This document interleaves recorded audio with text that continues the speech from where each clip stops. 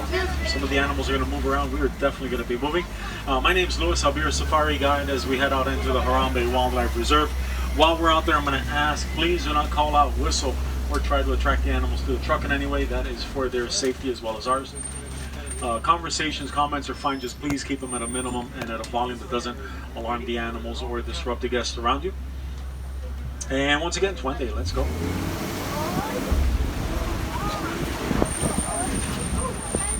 All right, that was a high-speed portion of our safari. So if you're going to throw your hands up, that was the time. And now that that's out of our system, we're entering the Little Ituri Forest. Here, a lot of animals depend on natural camouflage, like the okapi on the right side, right behind that tree. White stripes on the legs make them look like zebras, but they are related to giraffes. If you get a chance to look at the face and head, you might see the family resemblance. There you go.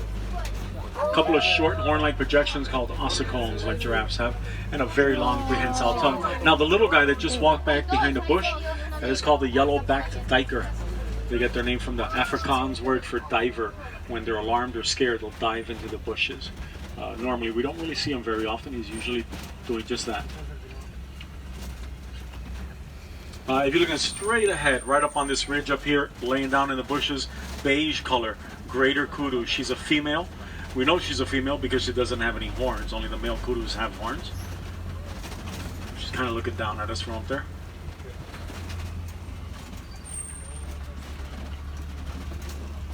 We'll look for some more. Kind of hard to see her. Saddle-billed stork on the right. They get the name from that yellow saddle-shaped crest on their bill. And on the left, there's a black rhino laying down. A black rhino is going to weigh about 3,000 pounds, fully grown, very endangered, only about 5,000 left in the whole world. The horns on rhinos are not actual horns. They're not attached to their skulls, and they're made of keratin, like our hair and fingernails, instead of bone. Here's a look at the storks. That's a female. We know that because she has yellow eyes. Males have brown eyes. Quick way to tell them apart. Bongos up on the ridge on the right. And they're known as a ghost of the forest. There's another greater kudu, beige color back there by the bushes. Now the horns on the rhino, that's the reason that they're hunted, and we do support several groups that are working really hard to educate people about not using rhino horn products. Hopefully at some point in the near future, that poaching crisis will come to an end.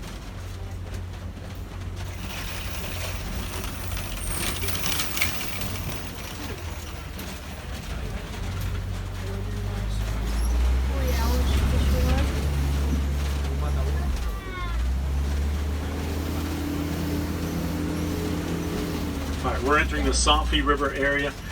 Rivers and watering holes are really important to the animals, and we're going to be looking for hippos. The hippopotamus is one of the largest, and they are the most dangerous animals in Africa. And if you look all the way across the water, there's a hippo out there on the bank. Full-grown males can weigh over 5,000 pounds. Hippos are responsible for more deaths in Africa every year than any other animal. It's almost sort of pink. They don't look like it, but they are very, very aggressive. Extremely territorial. If you look at that color underneath, it almost looks like they have a sunburn. They actually secrete an oily substance that prevents them from getting a sunburn, but it does have that red pigment to it. On the island, pink-backed pelicans, they get their name from the color on their backs during their mating season. Now the hippos, they're not really great swimmers. They kind of run or walk in their water, but it works. They move extremely well. And while they don't have a typical runner's body, they are quick on land. They run up to about 20 miles an hour. That is much faster than most of us, even riding a bicycle.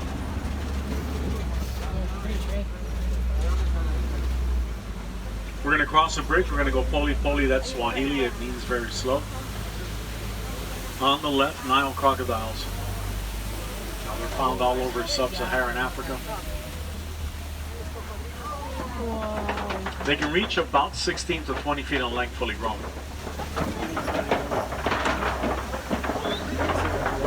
This is so cool. In the wild, they live around 40 years. In captivity, about twice so long.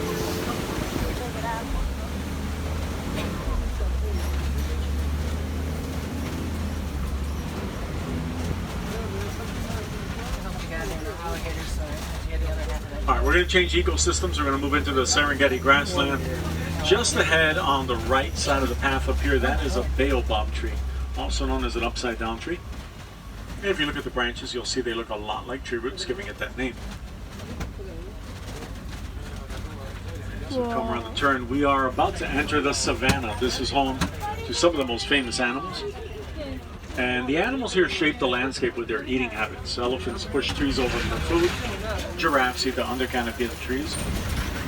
Grazing animals eat the grass. All of that combined gives the savannah that very clean, open look it normally has. Now, as we come around the turn, if you look towards the left, look at the under canopy of the trees out there.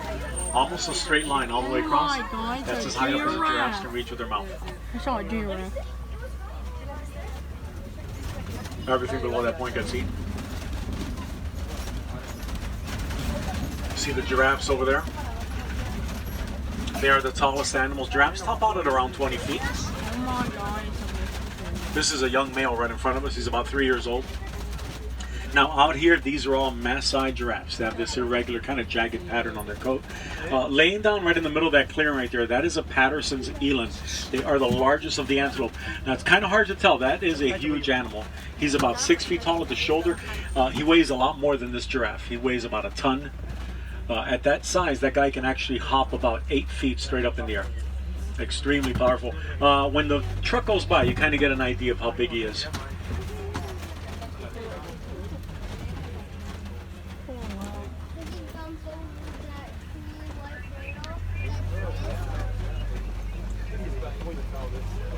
All right, on the left, there's a hyena walking up on that ridge back there, going behind the rocks. Hyenas have the strongest jaws, the most powerful bites of all the predatory land mammals. They live in a matriarchal society. Females are in charge. There's one by the water. Lowest ranking female ranks above the highest ranking males. Hey guys, remember, please remain sitting down. Sitting down, please. Thank you. Ankole cattle coming up on the right.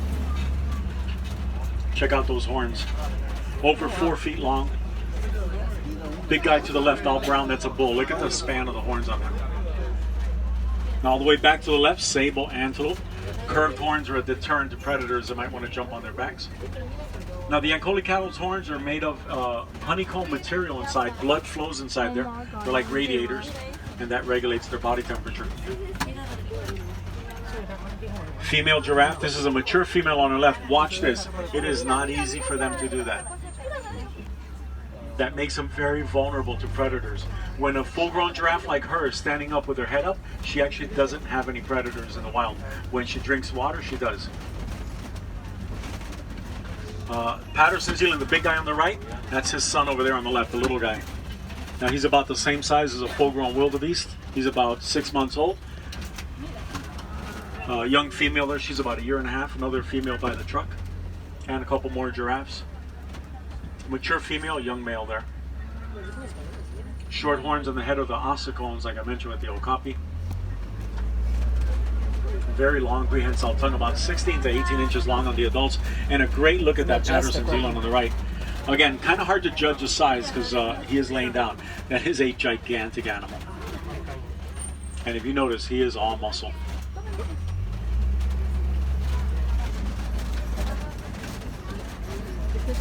Now he's the largest antelope coming up right here. Dark striped white belly. They are the smallest antelope on the reserve. These are called springbok. And they get their name because when they're alarmed, they start jumping or springing. Now they're only about 3 feet tall. They jump really far. It's called pronking. It's a pretty amazing thing to watch. Looks really cool. Looks like they have springs on their feet. Those little guys are one of the fastest land animals. They run up to about 60 miles an hour. So highway speeds are those little tiny legs. And then wildebeest coming up all over the place here.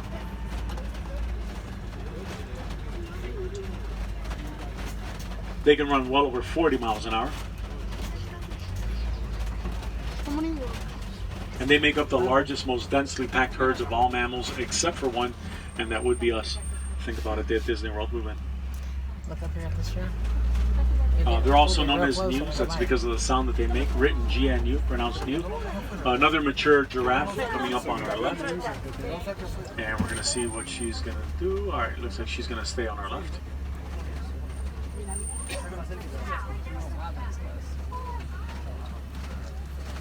Oh, how much the giraffe?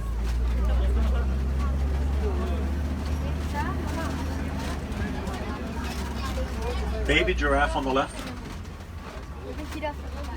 He's bigger than me. She's only 7 months old. About 9 feet tall.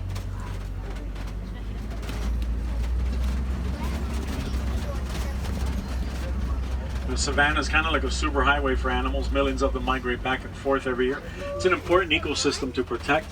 A lot of animals depend on it. One of the ways they're able to keep up with the rain and water, stay ahead of droughts.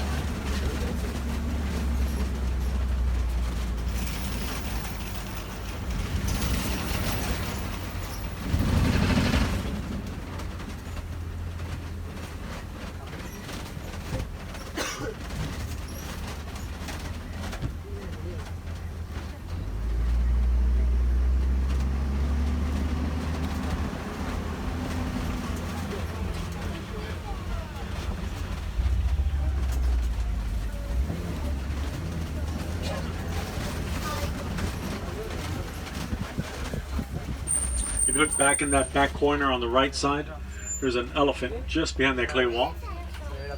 That is a young male. We'll look for some more. Now, elephants are the largest land animals. Full-grown males on average weigh around 12,000 pounds. They eat about 300 pounds of food a day. He's got a ways to go before he gets there. The herds are made up of females and the young. When the males reach maturity like that one has, they'll leave. Sometimes they'll join these small bachelor herds. As they get older, though, they get more solitary and end up living on their own. All right, crossing another bridge, going poly-poly once more. I know this one doesn't look great. It doesn't really feel that good either, but there is one way to tell if it's going to hold up or not.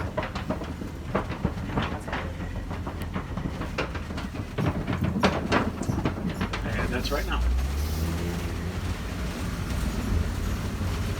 Mature male elephants are not welcome in herds. They get really, really aggressive, unpredictable. Not really safe to have them around at that point. All right, on the right, those are tusk marks. Elephants eat red clay, provides them with minerals missing in their diet. It's like a supplement for them. And we're going to be on the lookout, see if we might be able to find some more. Researchers here at Harambe Wildlife Reserve found that elephants are really afraid of bees. So they developed beehive fences for use around farms.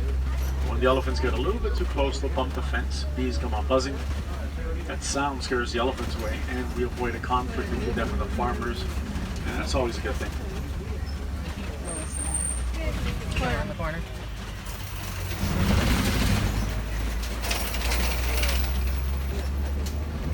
Oh, there wasn't. Sorry.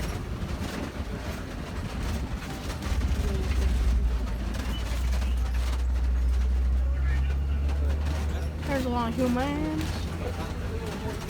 There's where we get to drive through the water.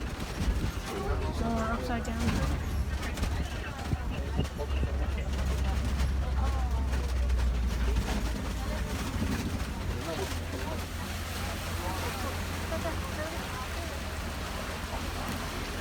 As we come around the turn, there are greater flamingos. They're the lightest in color of the flamingos. I think they get their color from the brine shrimp that they eat, which is really high in carotene. Now, a group of them is known as a flamboyance. I'm always hoping they're going to do something flamboyant as we come around. Right now would be great. Still hoping though. Maybe. Alright, maybe not. Now, one of the questions we get about the flamingos, why do they stand on one leg? Nobody really knows for sure. Some people think they're trying to conserve body heat. Some people think they're resting. All those people agree, and they bring up that second leg, they'll fall.